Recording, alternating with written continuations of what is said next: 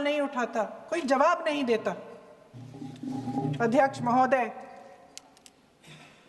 उस हमले की जिम्मेदारी एक आतंकवादी गुट जिसका नाम टीआरएफ है थोड़े दिनों बाद लेती है।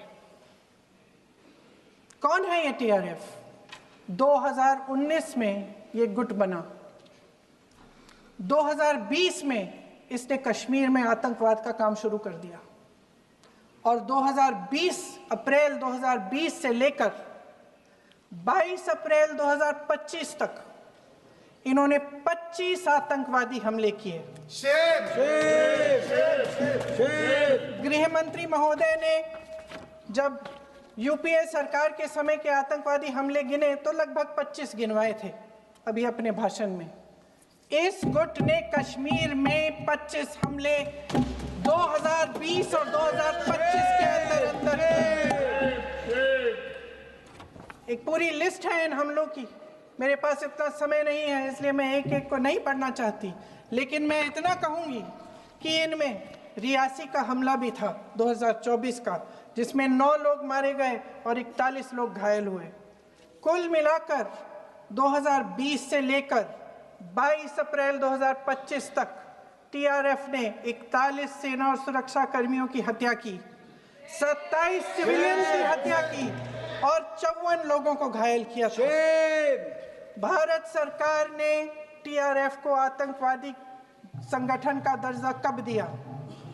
2020 में दिया, 2021 में दिया, 2022 में दिया, 2023 में दिया। 3 साल बाद, 3 सालों के लिए ये आतंकवादी गतिविधियां कर रहे हैं और आप इनको आतंकवादी संगठन तब कहते हैं 2023 में।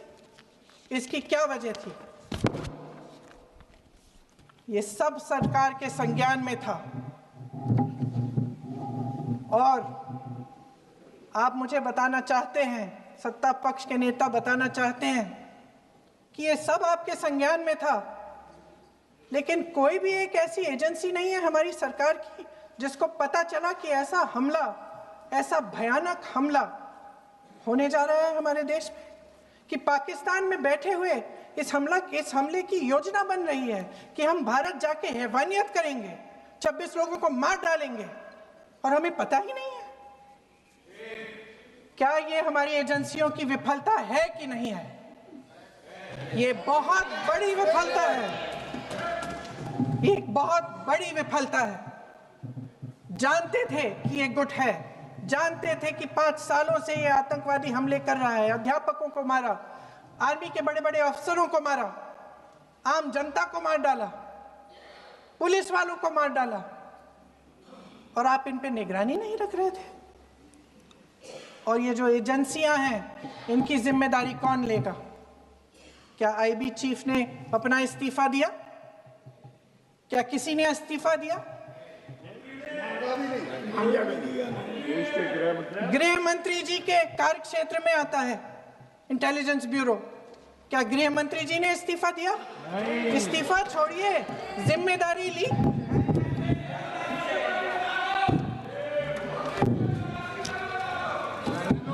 साहब देखिए, इतिहास की बात आप करिए, मैं वर्तमान की बात करना चाहती हूँ। आपको तो एक बहाना चाहिए, आपको तो एक बहाना चाहिए। पूरे परिवार का नाम गिनवा देते हैं। अरे अपनी जिम्मेदारी खुद लीजिए। 11 सालों के लिए तो सत्ता में आप हैं। अभी नेहरू को छोड़ नहीं रहा। कल माननीय गौरव गोगोई जी ने अपने भाषण में पूछा गृह मंत्री जी से, क्या आपकी जिम्मेदारी नहीं थी? मैं देख रही थी। राजनाथ जी, रक्षा मंत्री जी यूं यूं अपना सर हिला रहे थे, कुछ बोले नहीं। अंदर से ये महसूस हुआ होगा कि यहाँ कुछ जिम्मेदारी थी, लेकिन माननीय गृह मंत्री महोदय जी हंस रहे थे, वे हंस रहे थे।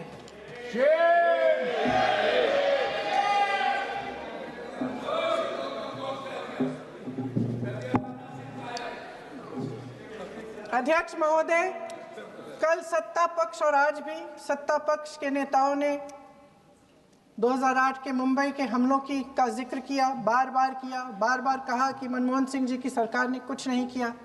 ये तो जानकारी होगी ना कि उसी समय जब वो आतंकवादी हमला चल रहा था तभी उन आतंकवादियों को मार डाला था, एक बचा था और उसको भी फांसी दे दी थी 2012 में। महाराष्ट्र के मुख्यमंत्री ने इस्तीफा दिया। देश के गृह मंत्री ने जिम्मेदारी लेकर इस्तीफा दिया। एक जवाबदेही थी पब्लिक के प्रति, एक जवाबदेही थी इस देश की जनता के प्रति, इस देश की धरती के प्रति।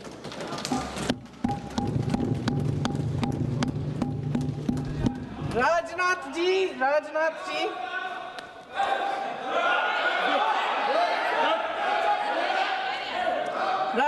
जी तो पुलवामा, उरी और पठानकोट के समय गृह मंत्री रहे थे।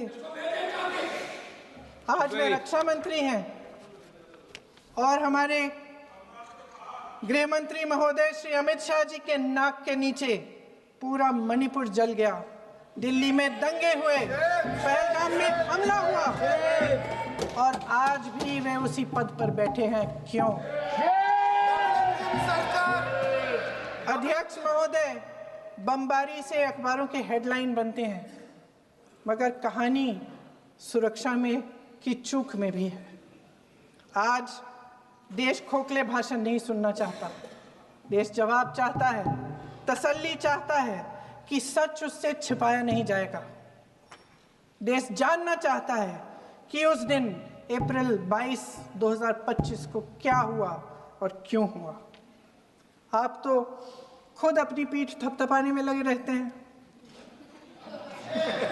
सेना, देश, संसद से सच छुपाते हैं।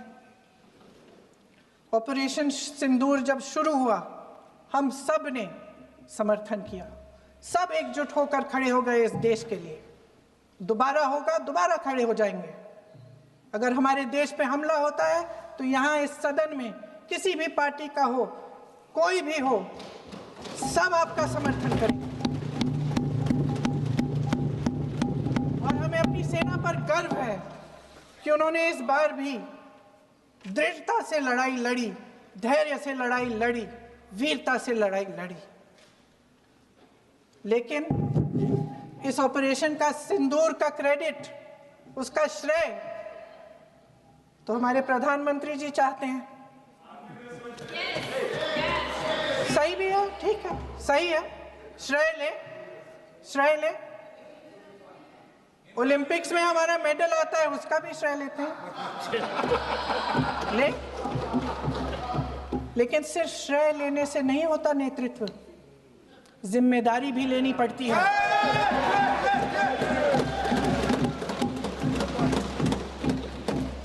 देश के इतिहास में ये पहली बार हुआ, देश के इतिहास में ये पहली बार हुआ कि जंग होते होते ही रुक गई है जी। और इस रुकावट का ऐलान हमारी सरकार, हमारी सेना नहीं करती, अमेरिका के प्रेसिडेंट करते हैं, अमेरिका के राष्ट्रपति करते हैं। ये हमारे प्रधानमंत्री महोदय की गैर जिम्मेदारी का सबसे बड़ा प्रतीक है। आज गृह मंत्री जी ने इस बात पर उल्लेख किया।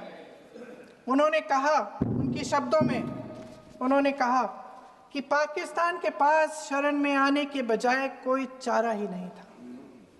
आपने शरण दिया क्यों? वो आते हैं आपके देश के अंदर, लोगों को मार डालते हैं और आप उनको शरण दे रहे हैं। क्यों दिया शरण? इसका जवाब क्यों नहीं दिया एक भी भाषण में? जैसे ये बात उठी, शरण की बात की, हमारे गृह मंत्री जी ने इतिहास में चले गए। नेहरू ने क्या किया, इंदिरा गांधी ने क्या किया, यहां तक कि मेरी मां के आंसुओं तक चले गए। लेकिन इस सवाल का जवाब नहीं दिया कि ये सीज फायर हुआ क्यों, ये जंग रुका क्यों, और तब क्यों रुका जब दुश्मन के पास कोई चारा नहीं था हमारे श्रेय में आने के बजाय? क्यों रुका ये जंग? इसका जवाब नहीं दिया। धन्यवाद। आप देंगे?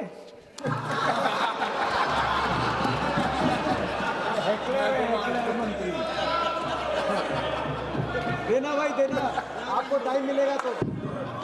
टाइम नहीं मिलेगा आपको शायद। वैसे महोदय, मेरी माँ की आंसू की बात किए, मैं इसका जवाब देना चाहती हूँ। मेरी माँ के आंसू तब गिरे जब उनके पति को आतंकवादियों ने शहीद किया, जब वे मात्र 44 साल की थी। और आज अगर मैं इस सदन में खड़ी हूं और उन 26 लोगों की बात कर रही हूं, मैं इसलिए कर रही हूं क्योंकि मैं उनका दर्द जानती हूं, महसूस करती हूं।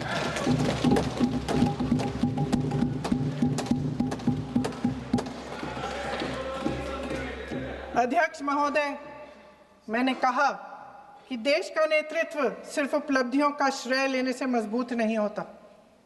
सफलता और विफलता दोनों की जिम्मेदारी लेने से बुलंद होता है। ये सोने का ताज नहीं है, कांटों का ताज है।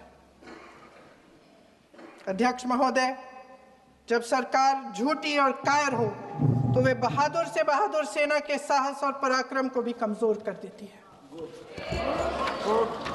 देश को प्रतिशोध के साथ साथ सबके प्राणों की रक्षा का प्रण चाहिए। सेना की शक्ति के साथ सरकार की सच्चाई भी चाहिए।